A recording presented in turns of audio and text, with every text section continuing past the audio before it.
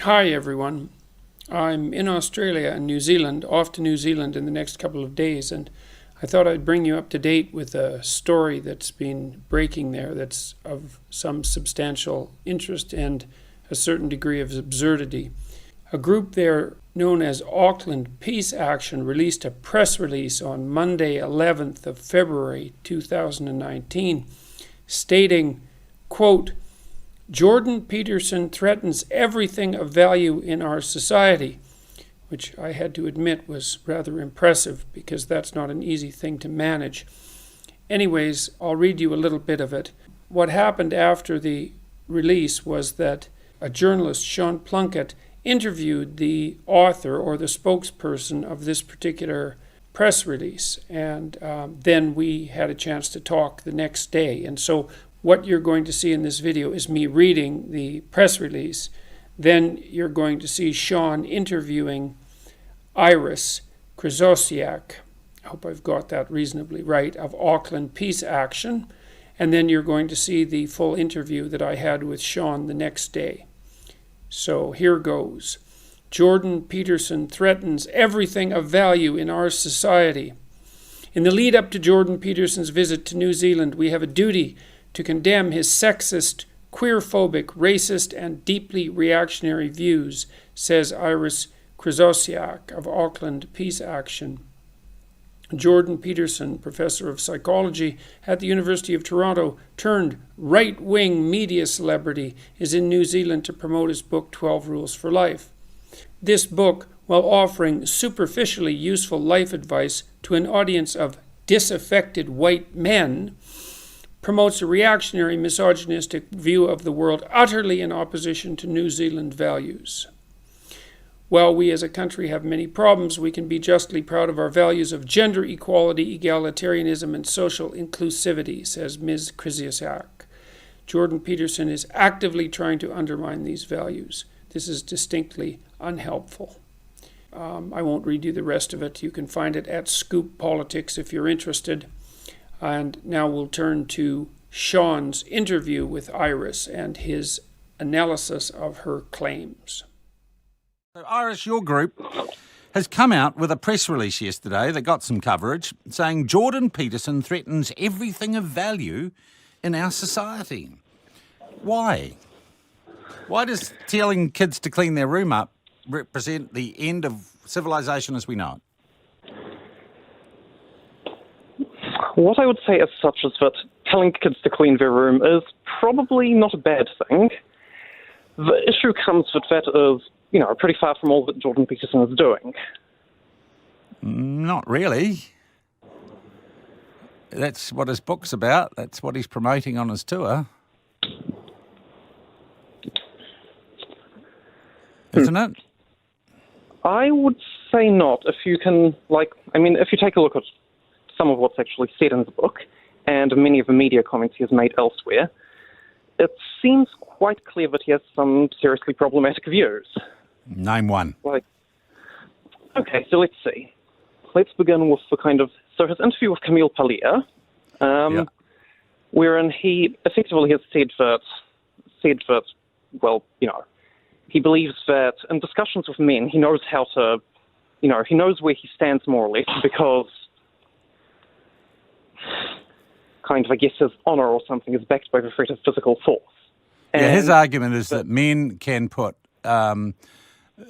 men are better at putting barriers around social interaction between each other because there is the implicit and underlying reality that if things get out of control when men have a conversation, there is the possibility of physical violence. And he says that subconscious check on how far or how, if you like, bitchy a conversation can get is tempered by that knowledge.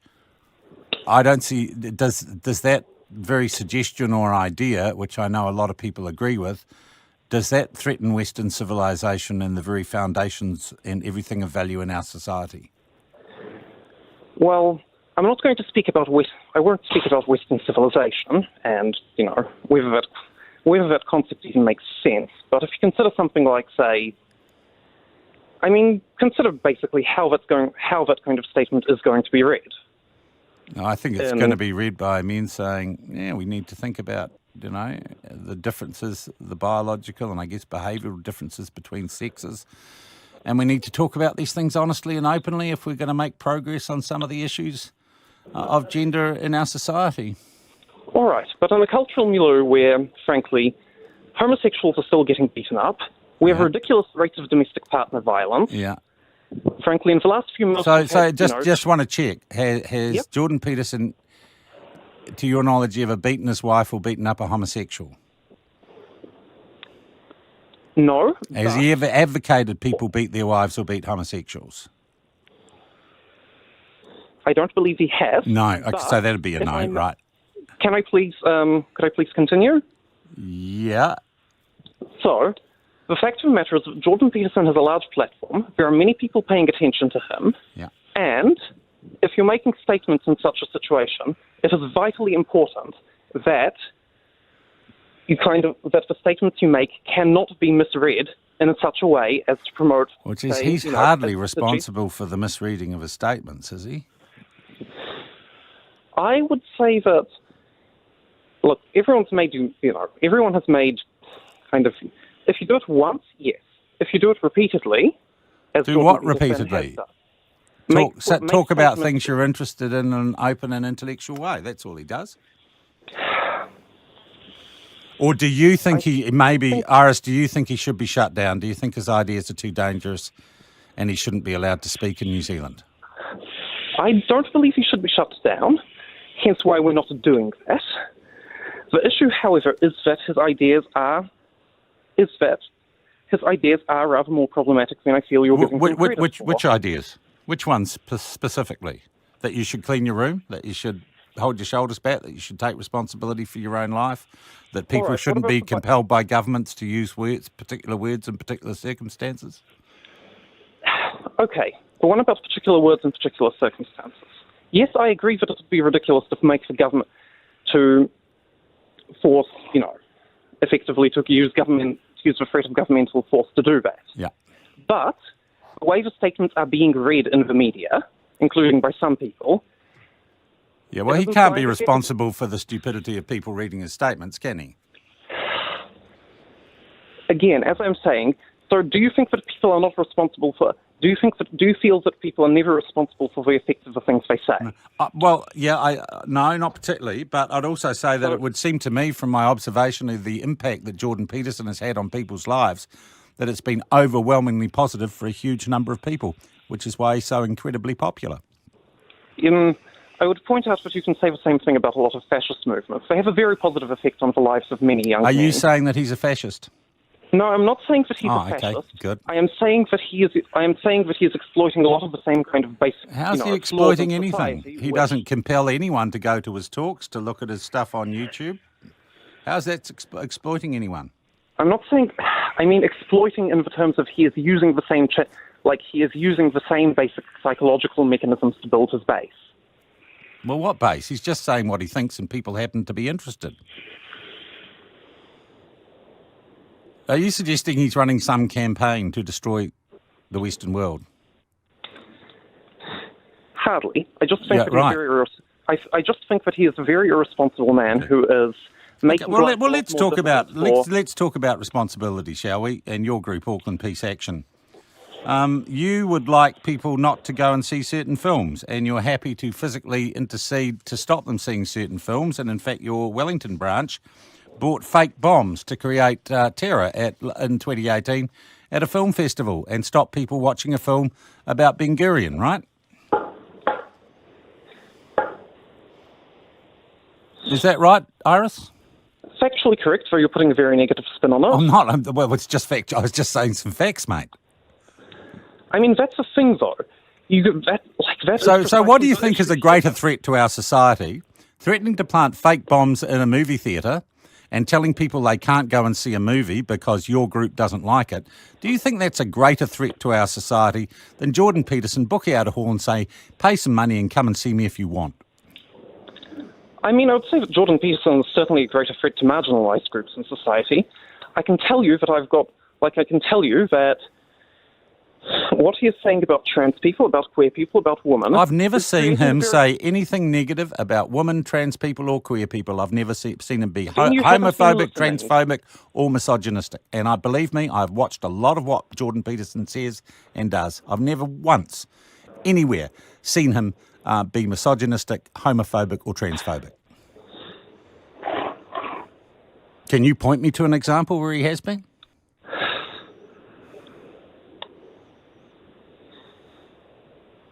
Iris? What do you mean by what in this case do you mean by an example? What I am saying is... an example where he in any way is misogynistic, homophobic or transphobic. So you do not feel that effectively saying that women are... So just to be clear, you don't feel that saying that women wear lipstick to work in order to appear sexually provocative is not... He's not saying that, and he's never said that. What he said, Iris, is if we accept, we've got to have some rules. He understands the biology of men and women, and he says men need to respect women's boundaries, and he is always very, very clear about that. But he says if we're going to have a desexualised workplace, if we're going to have a set of rules, let's be very clear about what those rules are. He would argue that makeup, right, that makeup is designed as a sexual display in its pure, in an academic sense. People put on makeup or have traditionally put on makeup as a sexual display. And he said, okay, if we're going to have workplaces where sex and any sort of interaction of that nature between the genders is off the agenda, maybe we need to think about makeup in the workplace. He is not accusing women. He's not slut-shaming, and he's not sitting there saying, women bring it on themselves. He's just saying we need to be realistic about what the rules and boundaries are. Okay, so a question for you, if you will. So Jordan Peterson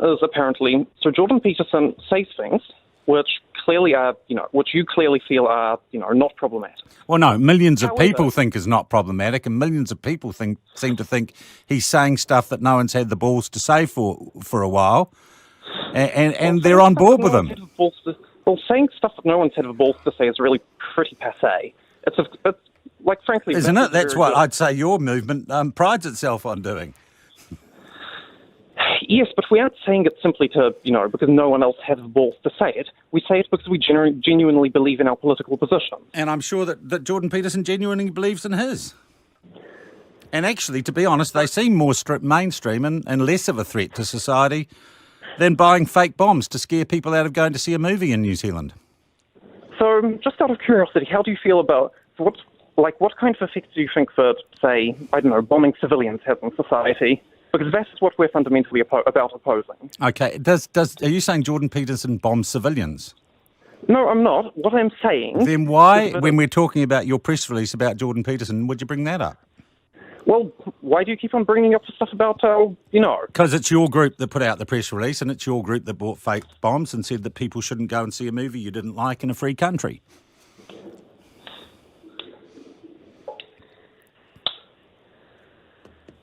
Oh, dear Lord. Well, let me put it this way, if you would. If you're going to look, if you're judging us by the effect of, okay, how to phrase this? Iris, I might just be suggesting that your press release is a little bit over the top. Are you prepared to admit that on the back of this interview? No. Simply because I'm living kind of on a fairly regular basis with the effects that Jordan Peterson's talks are having on his, fan base. We are getting repeated, consistent harassment from Jordan Peterson fans. How do you know they're Jordan Peterson fans? Because they say so. So Jordan Peterson is inciting people to hate on you? Yes. He is inciting people to hate on minorities. Give me an example.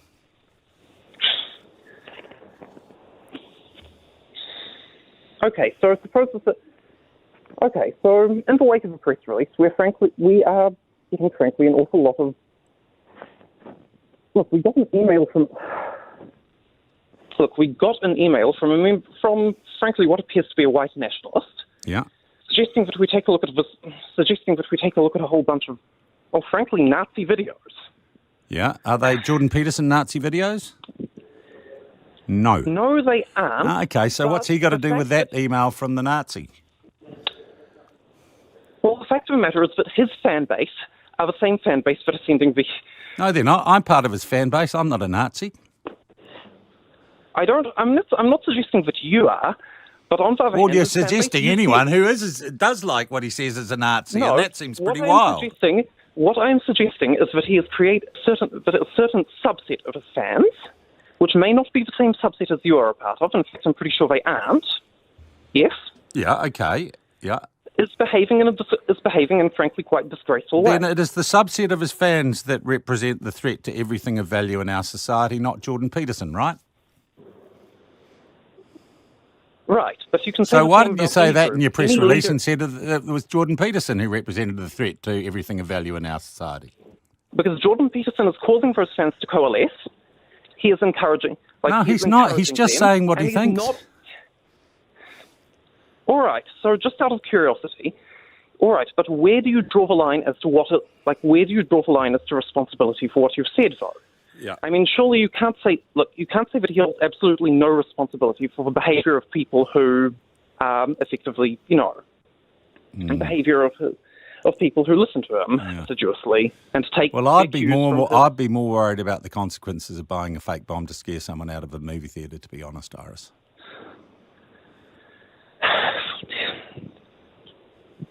Look, and I hate to say it, I think most New Zealanders would as well. Look, I think we can all agree that action was foolish, and that we are not and as a result of that, you'll notice that we have not done that again. Jordan Peterson, on the other hand, is only doubling down on his positions, and he has which all seem to be quite reasonable. Many more resources, a much wider base of support. Yeah. Are you going to cut protest his visits here and try and protest outside his talks? We've got any number of better things to be doing. Honestly, okay, so you're going to leave him alone? Or are you going to plant fake bombs in the places he's speaking? Okay, that's just unfair. Oh, okay. Frankly. Well, I was just judging you on past behaviours. We've done it once. I've clearly stated that it was a bad idea and that we don't intend to repeat it. Okay. Well, Iris, look, yeah, okay, make a closing comment. Look, as far as we're concerned, the best thing we can do in order to counteract Peterson is to make people aware of what his views are, what he has said, and how his fan base behaves. Yeah. And that's what we're doing. And all his views are very reasonable and seem to be having a positive effect on the massive number of people who are his fans. Well, Iris, yes, you would say that. Yeah, well, because it's the truth, Iris. I thank you for your time. That's Iris Krzyzosiak of Auckland Peace Action. So that's that. The Auckland Peace Action group did release another press release on the 14th stating, Auckland Peace Action is issuing a statement to publicly correct the record about a protest action that occurred in Wellington in 2018.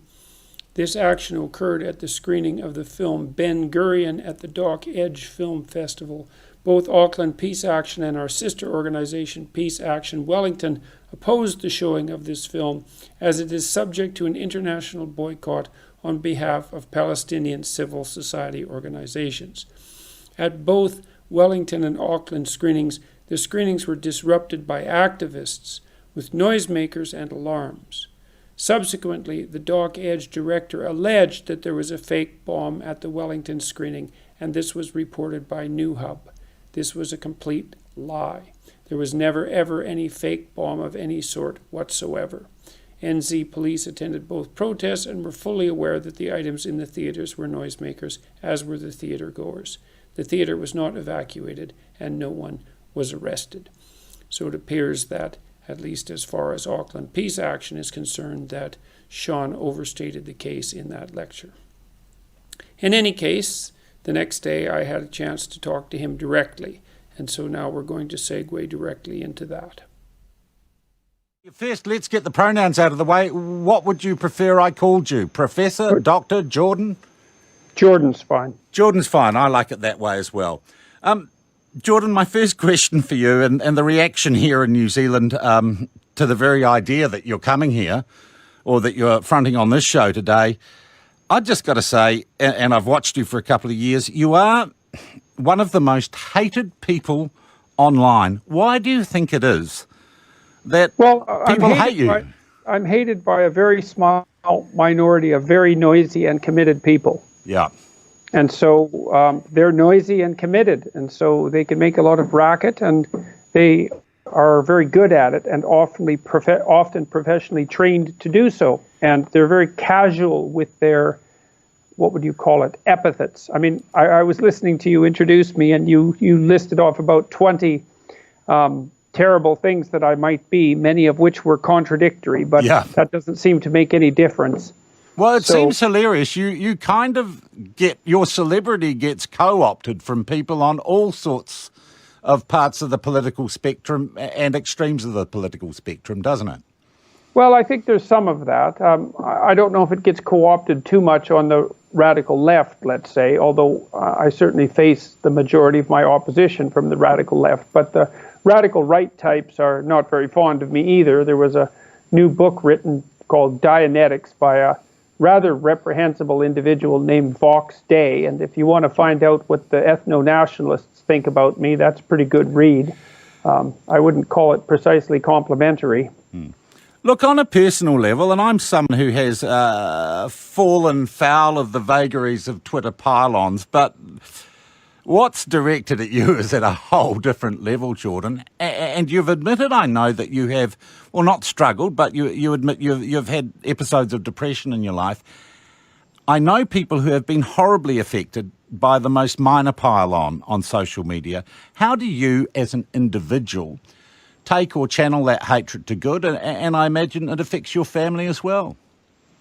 Well, part of it is that I have a pretty solid family. You know, I have lots of people behind me. Like, my wife is firmly behind me without hesitation.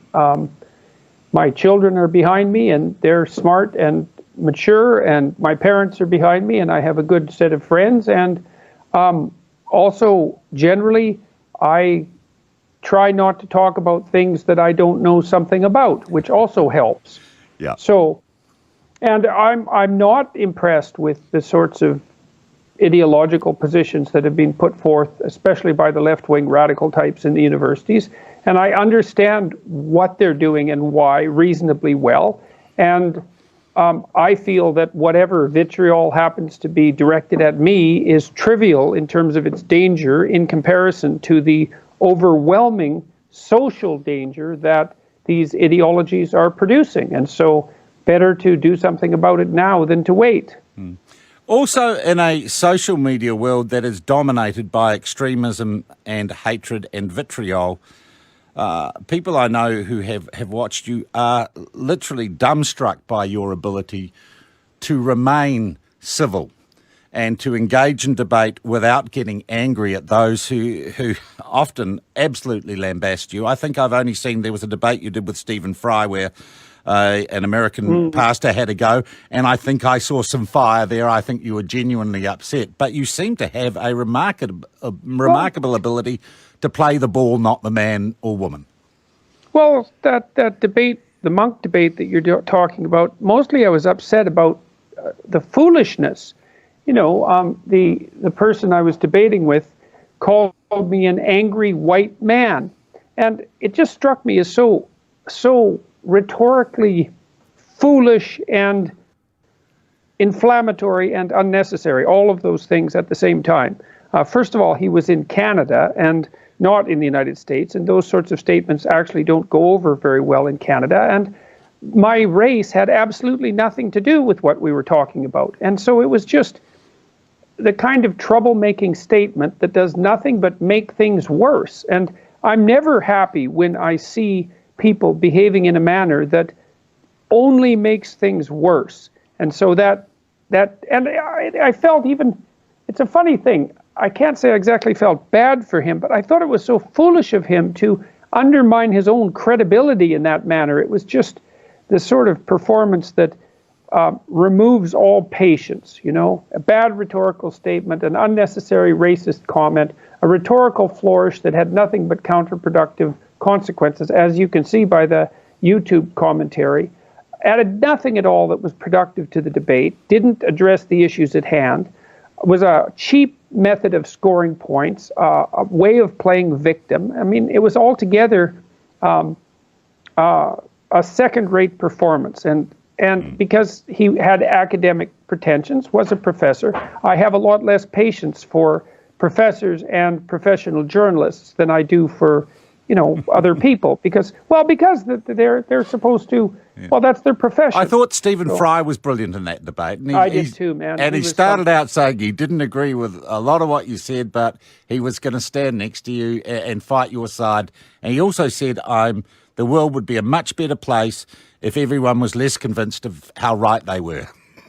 Yeah, well, Stephen Fry is really something. It was a pleasure to meet him, and he's quite the remarkable person. So that was one of the very good things about that evening. We're going to take a break, Jordan, and then I want to talk to you about an interview I did yesterday, and if that's typical of the stuff that you get. Yeah, that was quite the interview, man.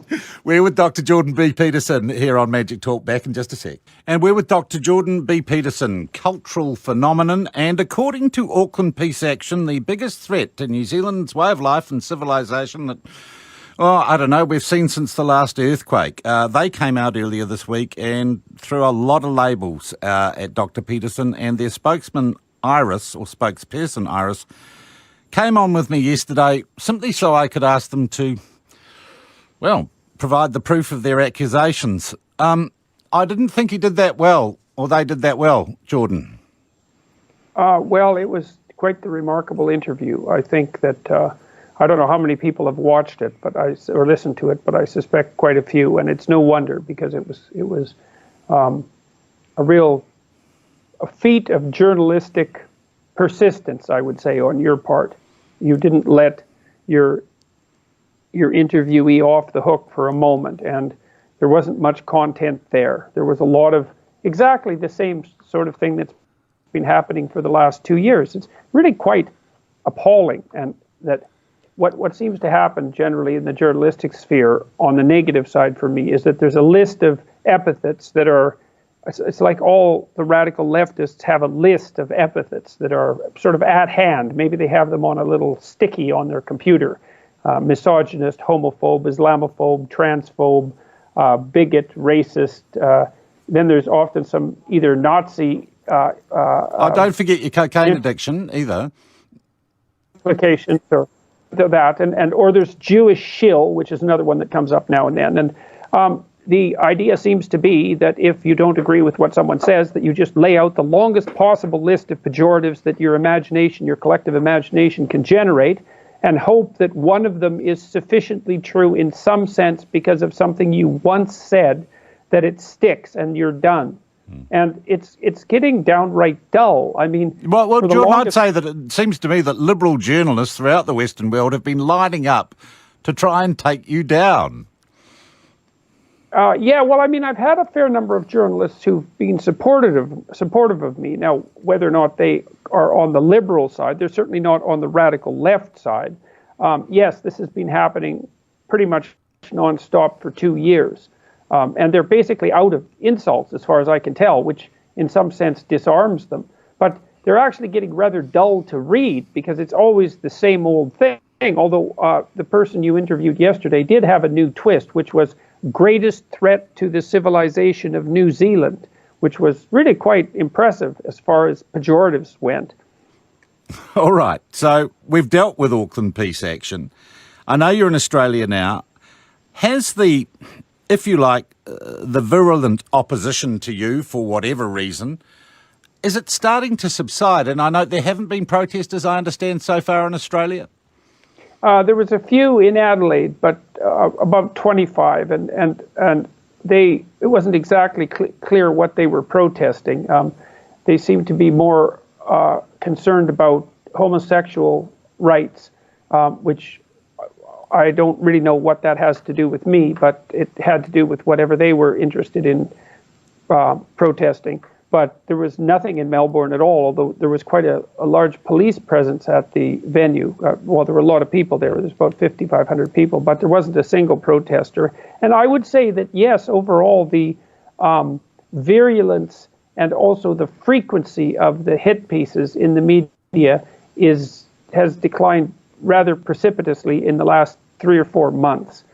And I think it's because it's become dreadfully repetitious, and because no smoking pistol of any sort has emerged. People have gone over virtually everything I've said to students for the last 20 years, because almost all of it is recorded, and scoured my Twitter feed and my Facebook and all the social media platforms that are usable, and haven't been able to find anything so far that's of sufficient reprehensibility to take my reputation out. But the diet's a bit weird, Jordan. Come on, you'll own that. Well, it's not just a bit weird. It's very weird. But it's not something I. Absolutely. Yeah. Let's say. All right. I want to go back 2 years, and in many ways, I look at you, and if I was going to put you in a fable, you're the guy who said the emperor has no clothes, the emperor of wokeness, of political correctness, of third wave feminism. Did you plan 2 years ago to be where you are now, a global cultural phenomenon? Was it all part of some clever manipulation of modern social media, or did you just stand up and say, I'm not going to do this? Well, I was writing a book, and I was hoping it would be successful, so there was that. And I had been experimenting quite substantially with YouTube, putting my lectures from the university on YouTube, and some lectures that I had done for a small television show, and they were developing a certain following. So I had about 1 million views far before the political controversy hit. But no, there's no way of predicting what happened. It's a completely unpredictable phenomenon. But I can say that I said what I felt like saying as carefully as I possibly could, and I'd pretty much had enough of it. Seriously, I've had enough of it. And I'm not happy with the radical leftists. I think the postmodern philosophy is intellectually vapid, nihilistic, malevolent, destructive, arrogant, and narcissistic, impractical as well, all at the same time. I think that what's happening to the humanities and social sciences is borders on fraudulently criminal, if it hasn't already passed the line. And I'm absolutely no friend whatsoever of radical leftist utopians. I feel that there's, after 100 years of evidence of complete bloody catastrophe on the side of the radical left, it's time for us to wake up and notice that something has gone wrong on that end of the spectrum. And I don't see any responsibility being taken for that at all. I've called publicly for the moderate leftist types, whom I have some sympathy for, to draw some lines. It's like, all right, we know that things can go too far on the left. When? Exactly. Where is it that you go too far? Now, my sense, it's with the equity doctrine, which I think is not really emotionally powerful, unfortunately.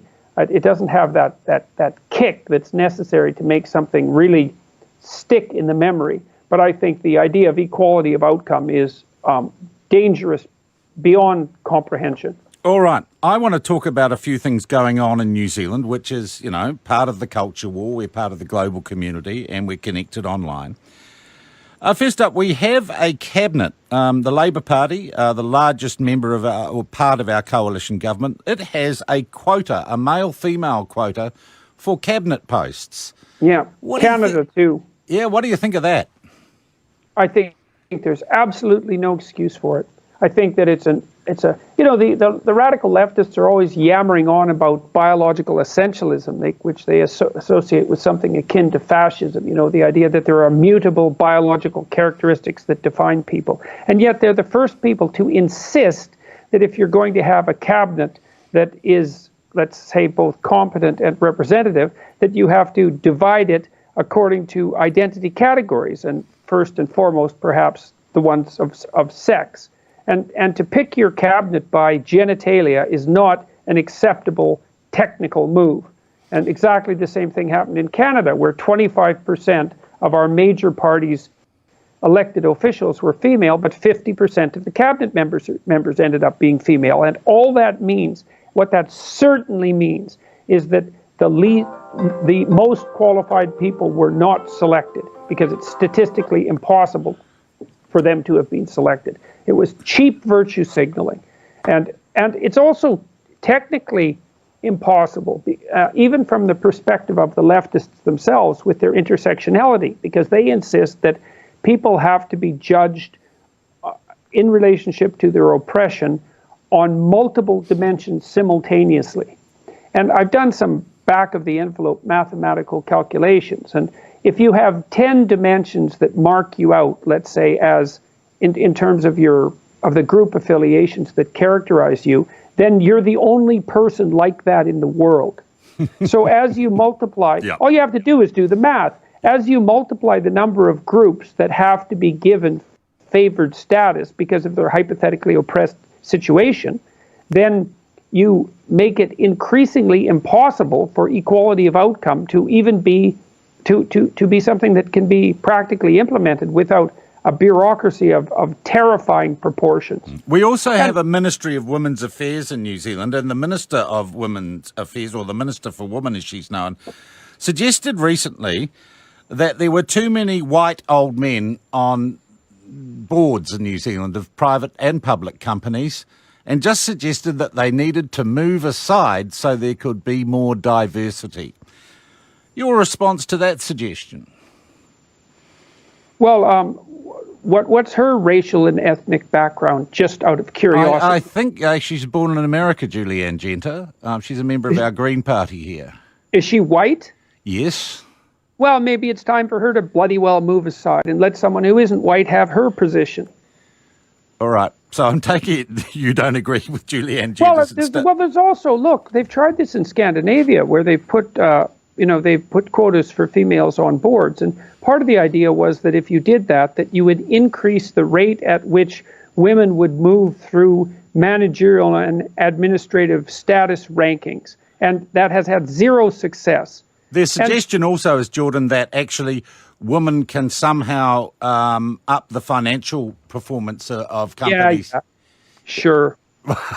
So you don't believe those stats, that research? Well, there's no evidence for that. What elevates the financial productivity of companies is quite clear.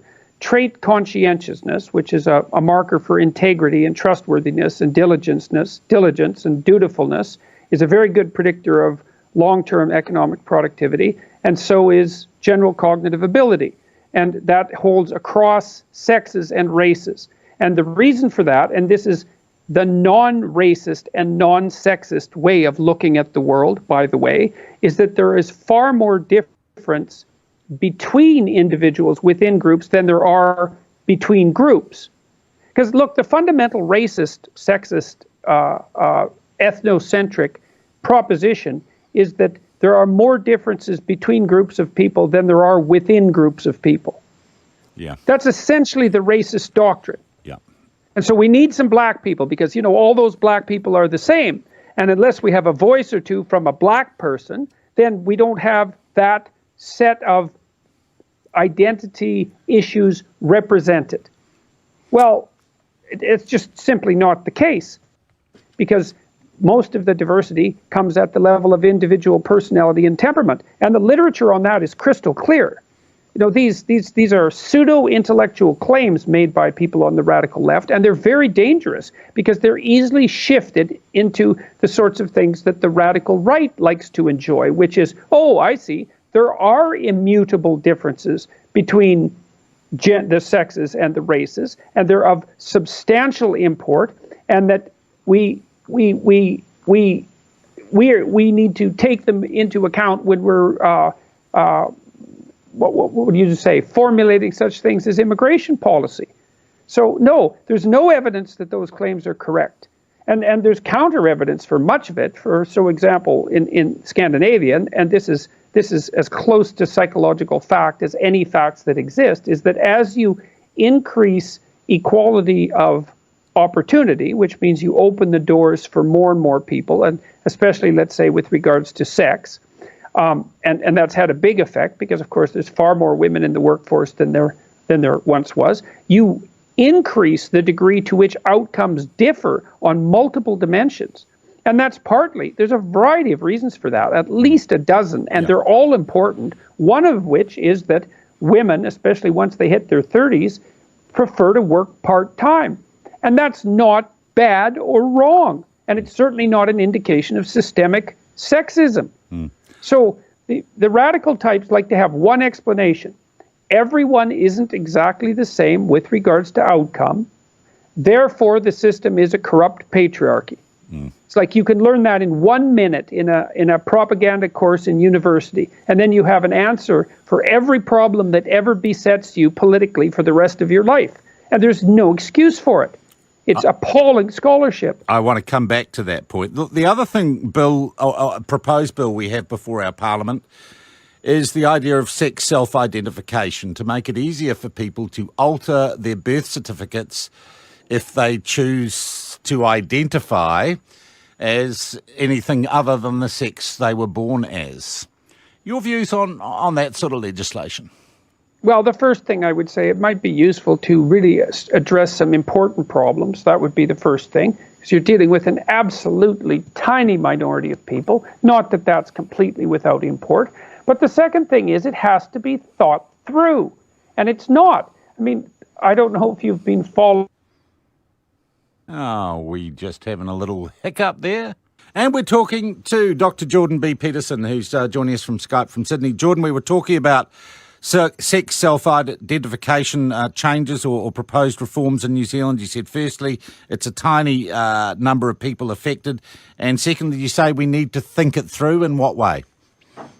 Well, one of the things that's happened, for example, so really what this is an attempt by a certain ideological movement to put forth the insistence that sex is only a sociological construct, that it's only something learned, and so that it can be changed at whim, which is also a strange thing, because if it's learned, it can't really be changed at whim. And also, if it's learned, it could be unlearned, which is something that the people who are putting this legislation forward aren't really thinking through, because that opens up the opportunity for people who would like to reform people who would like to change their gender back to, say, normative behavior, because if it's learned, it can be unlearned. But more importantly, sex roles are not only learned, they're partly learned. And there's plenty of biological differences between men and women. And many of them aren't trivial. Like, men and women are more the same than they are different. But the differences are quite marked at the extremes. And so what we're seeing partly as a consequence of this now is the movement of, say, trans women into female sports. You saw this in Minnesota just the other day. I think it was Minnesota, where a newly transitioned trans woman has been shattering the weightlifting records for women's sport in Minnesota. And indeed, we've had this issue here with a Commonwealth Games competitor who was a former male. Yes, well, it's absolutely insane.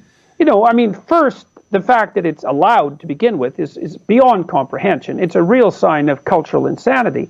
And the second is that psychologically, it's almost incomprehensible. I can't imagine how you could be a man who transformed himself into a woman in all the ways that that's possible, and then decided to go compete in a high-level sports arena with women who've been training their whole lives to hit the peak of their ability, and then to absolutely bloody demolish them, say, after a year of work, and then to tout that as some sort of victory for the oppressed. It's completely, it's narcissistic beyond comprehension.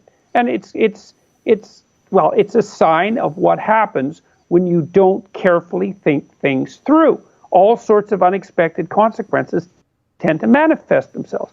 And you see the same thing happening now with rapid onset gender dysphoria and the treatment of very young people with very powerful hormonal and surgical techniques designed to permanently alter their psychophysiological structure.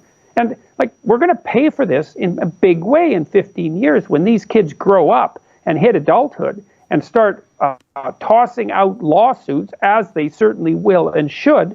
We're going to look back and wonder just exactly what the hell was wrong with us. So it's driven by this ideology that's been formulated by people like Judith Butler, who absolutely insist, because they have no biological knowledge whatsoever, that all the differences between men and women are socially constructed. And it's just... Which is absolutely not true. True, absolutely. In general terms, Jordan, and we have it in this country and indeed everywhere, we look at the millennial generation. They get a bit of stick here. They're called snowflakes. They seem to get outraged not only on their own behalf, but on behalf of others at the drop of a hat. And they use social media, as elsewhere in the world, to call out the things they find offensive or that hurt their feelings. Do you think there is a collective generational psychosis occurring because of social media? I don't know if the millennial generation is any less sane than the baby boomers. I mean, the baby boomers had plenty of trouble and they caused plenty of grief and misery in the 1960s and experimented, crazily with psychedelic drugs and a wild lifestyle and promiscuous sex and all of those things. And I don't think the millennials are any worse or any better. I do think that there is a small subset of them who are rather dependent and rather narcissistic, and who are being encouraged in both of those by reprehensible adults in positions of authority, primarily in the universities, to make the most of their victimhood feelings and status. And I do think that the social media platforms also allow for disproportionate social effect of people who have extreme views. That also, in combination with the increasing death of the standard collective media, which is increasingly desperate for attention, and so spends more and more attention paying to people who spends more and more time paying attention to people who have extreme views on the right and the left. No, you might be the exception that proves that rule, Jordan, to be honest. It's possible. It's possible. I've certainly been represented as an extreme figure, and that's really something that, apart from the fact that I'm adamant in my opposition to the radical leftists, which is rather rare among intellectuals. Which brings us, actually, rather nicely, Jordan, to what I want to talk about. I asked people to call in yesterday, and it was remarkable the variety and number of people who sent me messages and rang in and said simply reading your book had changed their life. And can I just put a call out? If you want to talk to Jordan, we've got quarter an hour, 0800 844 747. If you'd like to ask a question or send a message or just say something to Jordan, you can ring in now, 0800 844 747. Jordan, it also seems to me, as much as I see all the hatred against you and the controversy around you online, geez, there's a lot of love there and there's a lot of positivity, and you seem to be engaging and smiling, and with young people, there's some good stuff happening here, isn't there? Oh yeah, way more than that. Like the vitriolic aspect of it is only a sporadic bother to me.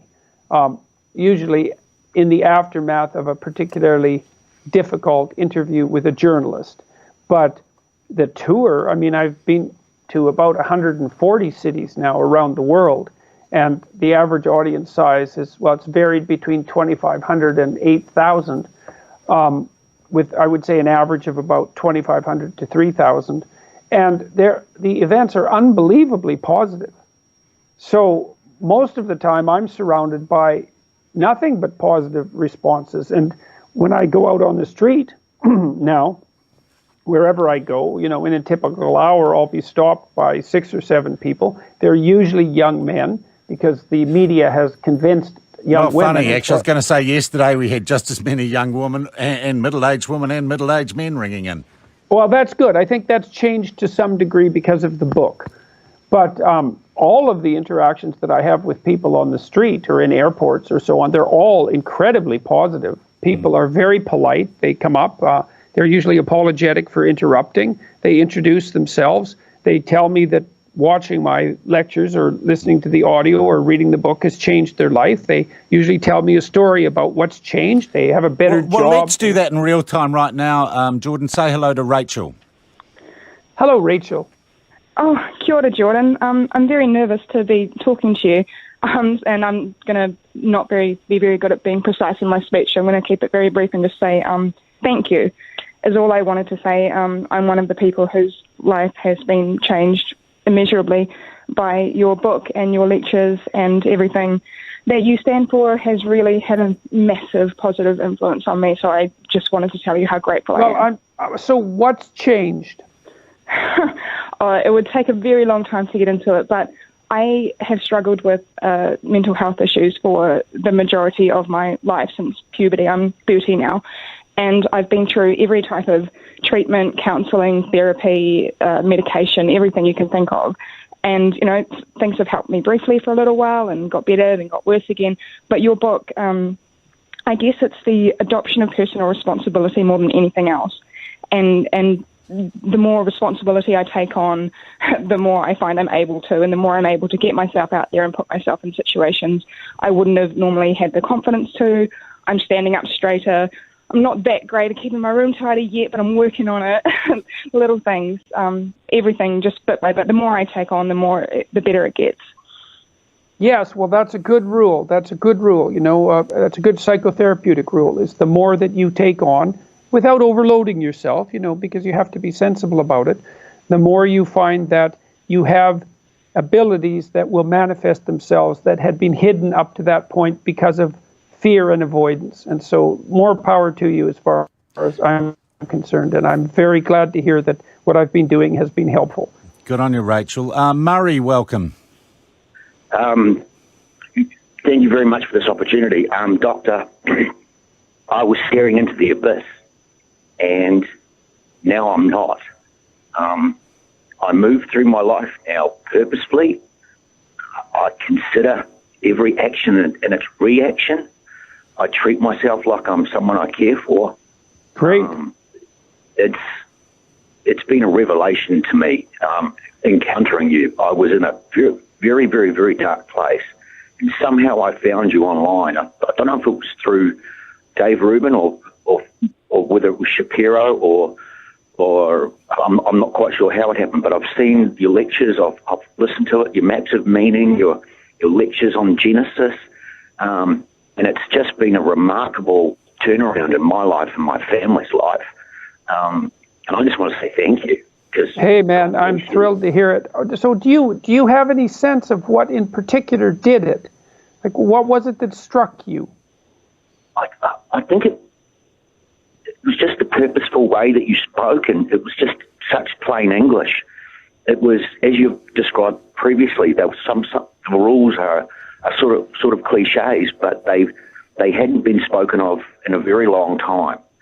And it was, as the previous caller said, the personal responsibility, the taking care of oneself, and it just struck such a chord. It was, I knew some of the things that you were saying. I'd heard them before, but I hadn't heard them in a very long time. My father used to say, Yep. Stand up straight with your shoulders back. And finally there it was again, but it was being said in a different way. And the thing is, you need to know why, eh? That's the thing, and that's what I tried to do with my lectures, and partly because I'm a behavioral psychologist. It's like, we have all these moral rules, and people are told the rules, but they're very seldom given a multi-dimensional explanation of why the rules are necessary. You know, it's, well, you should do it because that's what people do, or that's because, you know, that's what good people do, or it's your responsibility, and all those things are true, but an explanation of why it's true and how it's related to the responsibility that gives your life meaning and also improves the world, your family and the community, that's often lacking. And so that's what I was trying to provide, and in as clear and in English as clear as I could manage it. And so, you know, I've tried to make it practical and useful for people, and I'm really very, very happy to hear that it's worked for you and for your family. I'm thrilled to hear it, as I always am when I hear a story like that. Peter joins us now. Welcome, Peter. How you doing there? Hello, Dr. Peterson. Hey, Hello, how are you doing, Peter? very, very well. Hey, have you, in a moment of self-reflection, had a look back on this amazing and astounding following you've created and wondered where it's going to end up? Because at the risk of sounding oxymoronic, you're probably the closest thing a secular humanist has to a messiah? Well, I've thought about that. I wouldn't say precisely in those terms. I mean, one of the things I did learn from studying Carl Jung years ago was that if you're going to talk about archetypal stories, which I do all the time, that you have to be very careful not to confuse yourself with the archetype. And so I'm very cognizant of the danger of the kind of popularity that I'm experiencing. And I do mean the danger, because the higher you fly, the faster you can fall. And you have to be very careful to ensure that you're not increasing the probability of that. I try to make sure that I credit other people with many of the ideas that I formulated, and because I've learned a lot from reading the great clinicians and philosophers of the last, say, 150 years, and from my clinical practice and so on. And I think of this endeavor not as something that I'm doing, but as something that we're all collectively engaged in, because I know that, that there's an old idea that every person is a center of the world, and that the weight of the world, for better or worse, weighs upon the shoulders of each person. And I really believe that's true. And so if you know that, then it keeps the egotism and the arrogance down, partly out of sheer terror, and it makes it much more effective to deal with people. Like when I'm lecturing in front of an audience, I'm not lecturing to them, I'm lecturing with them, talking about problems that we all have, including me, and aims that we all need to develop, including me. And you have to include yourself, so to speak, among the sinners and the reprehensible types in order to communicate with people properly. And I do my best to ensure that I'm starkly aware of my shortcomings and faults at every moment I can possibly manage. And I have family and friends who also help keep what I'm doing in check, and to make sure that it's not going sideways in some manner that's, where I'm taking things for granted or becoming arrogant or any of that. And so far that's worked out well, and hopefully it will continue to. Joe, welcome to the program. Oh, hi, Joe. Thanks for talking with me. Jordan? Hi, Joe. How are you doing? Good, thank you. So I'm a young academic in New Zealand, and one of the problems, one of the obsessions I would say we have at universities is our focus on race and gender. So I have a centrist position, somewhat liberal-minded, but what advice would you give a young academic pushing against what I see as the far-left agenda of the universities? Well, the first thing I would say is there are a lot more moderate types of your sort than you think. And so if you're a careful person and you're thinking things through and you have things to object to, you can be sure, virtually sure, that a majority of people agree with you, even though they're too cowed, let's say, to speak up. I would say get your thoughts in order, so you know what you stand for. And then I would also say, don't agree with anything that you don't agree with, because all that'll happen, and you're a young academic, all that will happen if you compromise your intellectual soul, like increment by increment over the next 10 years, is that you will end up alcoholic and bitter, hating your job, despised by your undergraduates, and absolutely sick of your existence. And you got to keep that really firmly in mind, because every time you're called upon to stand forth for something you believe in, it's a test of character and courage. And it's easy to put it off because it's a lot of trouble. It's a lot of conflict. And you might think, oh God, do I really have to go through with this? I've got other things to do. And if the answer is, well, I better stand up for what I believe in now, because if I keep letting it go increment by increment for the next 10 years, I'm going to end up in a position that is absolutely dreadful.